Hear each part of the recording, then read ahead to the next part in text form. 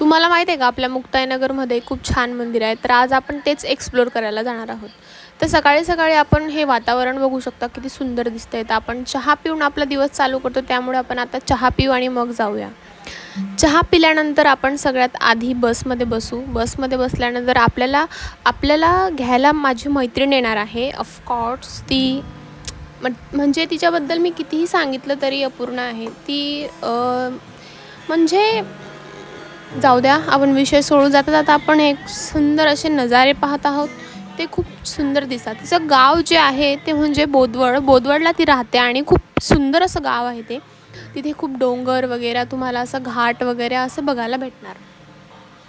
त्याच्यानंतर आपण म्हणजे ती मला घ्यायला आली, मग आम्ही दोघं मंदिरात जात होते. तर तिचे आईवडील बोलले की एवढ्या उन्हात का जायचं आहे तुम्हाला. तर आम्ही दोघं न ऐकता आम्ही दोघं गेले. इतकं ऊन होतं, दुपारचे 12 वाजले होते आणि मग आम्ही तिथे मंदिरात पोचलो. मंदिरात पोचल्यानंतर आम्हाला हे भलं मोठं असं मंदिर दिसलं. इतकं सुंदर मंदिर आहे की म्हणजे सांगता येत नाही. 2 प्रकारचे मंदिर आहेत. एक जुनं मंदिर आहे आणि एक नवीन मंदिर आहे. तर आम्ही आता जुन्या मंदिरात जाऊ. पहिले आम्ही नवीन मंदिरात गेले. आता इथे तुम्ही बघू शकतात किती सुंदर असं मंदिर आहे. हे चिमुकले वारकरी जाताना आपल्याला दिसतात. मग आम्ही तिथून जुन्या मंदिरात गेलो. जुन्या मंदिरात हे काही असे पखावत ठेवले होते आणि काका एकदम सुंदर असं फोटो काढताना आपल्याला दिसत आहेत. हे जुन्या मंदिरमध्ये तुम्हाला असं म्हणतात की हा जो विणा यांनी पकडलेला होता हातामध्ये, तो ते खाली ठेवू शकत नाही, ते कितीही थकले तरी. इथे असं सुंदर असं तलाव वगैरे आहे. मग मी माझ्या मैत्रिणीला फूल देताना अशी फूल घेत होती ती.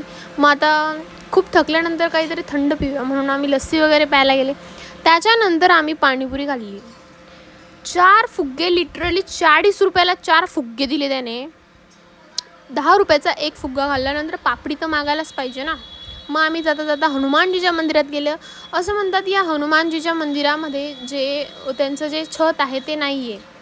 तर ते कितीही त्यांनी ठेवलं तरी ते कळस म्हणतात त्याला, तर ते पळून जातं. मागच्या वेळेस मी आले होते तेव्हा मला एक लाडू भेटला होता, पण तो पण अर्धा. पण ह्या वेळेस मला पूर्ण लाडू भेटला.